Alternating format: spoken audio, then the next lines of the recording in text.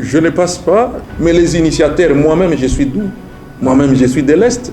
Et parmi même notre porte-parole, il est du Katanga.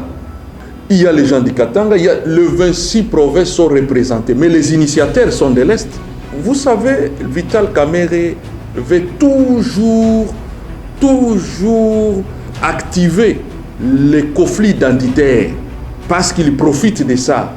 Nous pensons que nous tous, nous sommes Congolais et qu'il n'y a pas un Congolais de l'Est, un Congolais de l'Ouest, un Congolais du Centre.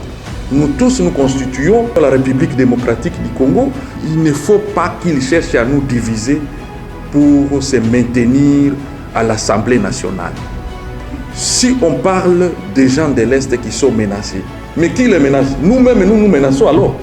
Parce que ce sont les gens de l'Est, les députés de l'Est, la plupart des députés de l'Est sont initiateurs de cette pétition.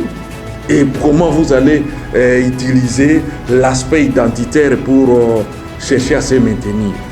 Notre pétition, elle n'est pas identitaire. Notre pétition est nationale et signée par tous les députés de 26 provinces, même les députés du Sud Kivu. Je vais vous surprendre, même le député élu de son territoire d'origine, Walungu, il signe la pétition. Qui est contre qui? Donc il ne faut pas qu'il puisse amener ce sentiment d'appartenance identitaire dans la gestion de l'affaire de l'Assemblée nationale. Nous disons au peuple congolais que c'est une pétition de tous les élus et toutes les provinces signent, mais s'il dit que l'Est est attaqué, est menacé, et si on la lève, l'Est... Donc, quand il nous dit que si on le mettait à l'écart de la gestion de l'Assemblée nationale, donc il y aura la guerre. Donc il est avec les rebelles, il est avec l'M23. Donc si on la lève, l'M23 va continuer le combat, l'M23 ne va pas respecter les accords, l'M23 ne va pas respecter quoi que ce soit. Donc il coopère avec, effectivement nous pouvons les parce qu'il y a déjà un membre du M23 au sein du bureau.